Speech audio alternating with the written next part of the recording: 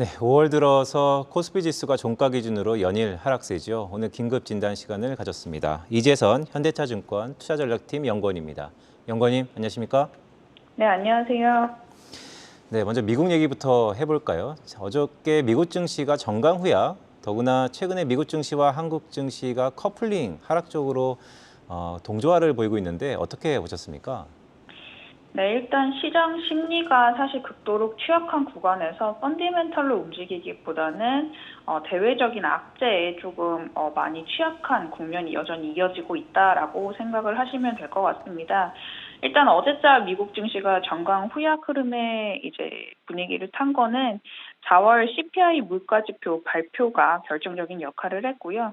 4월 미국의 CPI는 전년 동기 대비 상승폭이 약간 둔화가 됐지만 여전히 높은 수준, 시장 예상치를 상회를 하면서 시장이 다시 한번 조정 압력을 제공을 했습니다.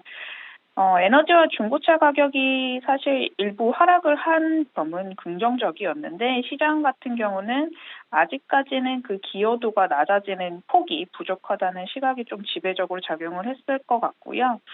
특히 이제 임대료가 오른 곳은 인플레이션 압력이 여전히 강하고 서비스업 쪽에도 일부 기여도가 조금 가격이 강한 흐름을 보였기 때문에 미 연준의 50bp 금리 인상 의지가 계속 강해질 수 있음을 시사를 했고 이 같은 이제 재료가 시장의 변동성을 좀 촉발시켰다라고 보시면 될 것 같습니다.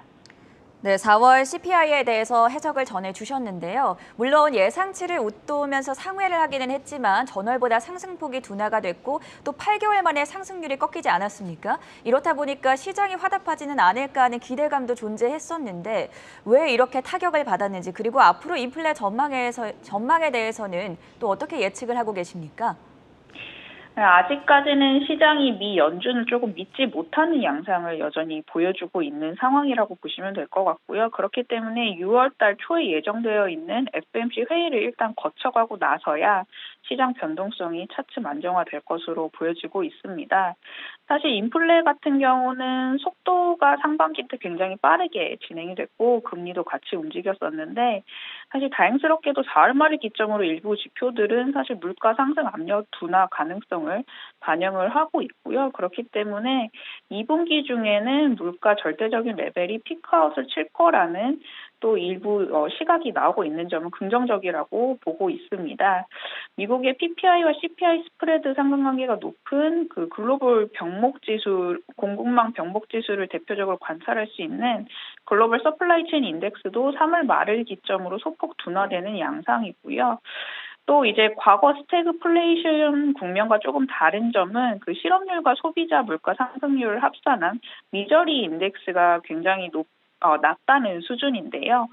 과거 석유 파동 구간의 1차와 2차 대비해서 그 미저리 인덱스 같은 경우는 11.5%를 기록 중이면서 아직까지 그 경기 침체가 그 과거 석유 파동 구간 대비는 확률이 조금 낮다라고 보시면 될 것 같습니다. 추세를 좀 더 지켜봐야 되겠지만요. 2분기를 정점으로 물가 피크아웃에 대한 기대 심리가 높아진다면은 금리 상승 속도가 더 빨라질 가능성 상반기 대비 하반기는 낮다라고 보여지고 있고요. 실제로도 이제 금융시장도 이를 조금 반영을 하는 것 같습니다. 4월 말을 기점으로 장단기 기대 인플레이션 같은 경우는 단기 피크아웃이 관찰이 되고 있는 상황이고요.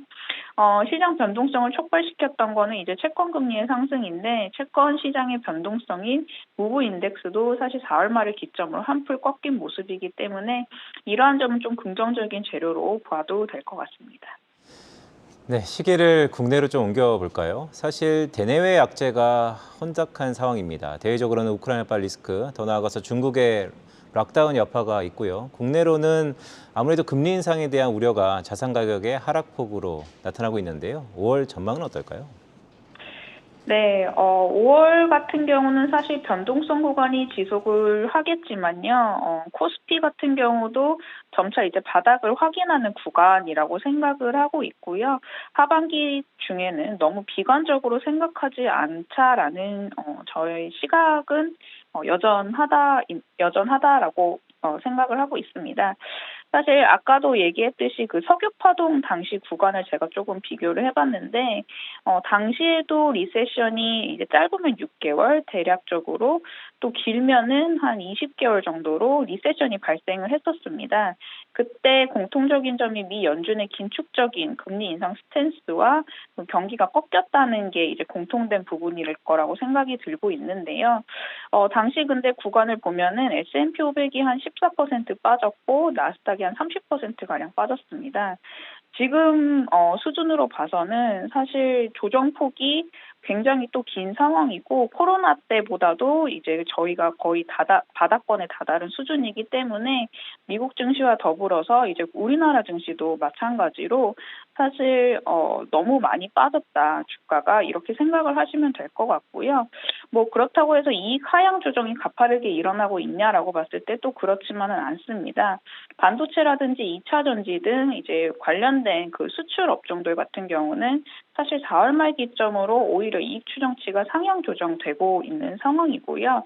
워낙 약세에 따른 그 매출액 개선이 사실 이익의 추가적인 하방 압력을 좀 제한시키는 요소라고 보고 있습니다. 따라서 긍정적인 부분이 오히려 하반기 때 비춰질 것이라면은 국내 증시 같은 경우는 지금 매도세에 동참해서 따라서 파는 것보다는 오히려 이제 분할 매수 관점으로 하반기 중으로는 좀 긍정적으로 바라봐야 되지 않을까 그런 시각을 유지를 하고 있습니다. 네, 마지막 질문 좀 짧게 드리겠습니다. 사실 가격 조정은 거진 마무리됐다라는 말씀으로 들리는데 그렇다면 탄력성이 문제일 것 같습니다. 반등이 빠를 업종은 어디가 있을까요? 일단 단기적으로 반등이 강할 것 같은 업종은 조정폭이 상대적으로 강했던 성장주, 밸류에이션이 조금 높았던 업종이었 것 같고요. 다만 이제 성장주 내에서도 이익이 나타나는 이제 업종이 반등이 상대적으로 강할 것 같습니다. 그렇기 때문에 성장주 중에서도 대형 업종이 조금 반등폭이 강할 것으로 예상이 되고 있고요. 그 중에서 헬스케어 업종 같은 경우는 사실 4월 말 들어서 이익 상향 조정이 조금 일어나고 있는데 그거 대비해서 낙폭이 조금 상대적으로 빠르게 진행됐던 업종 중에 하나입니다. 단기적으로 좀 관심 있게 좀 지켜볼 필요가 있을 것 같고요. 하반기 들어서는 반도체 업종이 사실 이 헬스케어와 마찬가지로 이익 상향 조정 대비해서 많이 빠진 흐름이 없지 않아 있기 때문에 3분기 말쯤 내지는 이제 4분기 중으로는 반도체 중심의 업종 전략도 좀 고려해볼 필요가 있다라고 생각이 들고 있습니다. 네, 인플레발 혼돈의 증시 상황 속에서 불안한 상황 어떻게 해결책을 찾아보면 좋을지 긴급 진단 말씀 들어봤고요. 지금까지 현대차증권 투자전략팀의 이재선 연구원과 함께했습니다. 감사합니다. 감사합니다.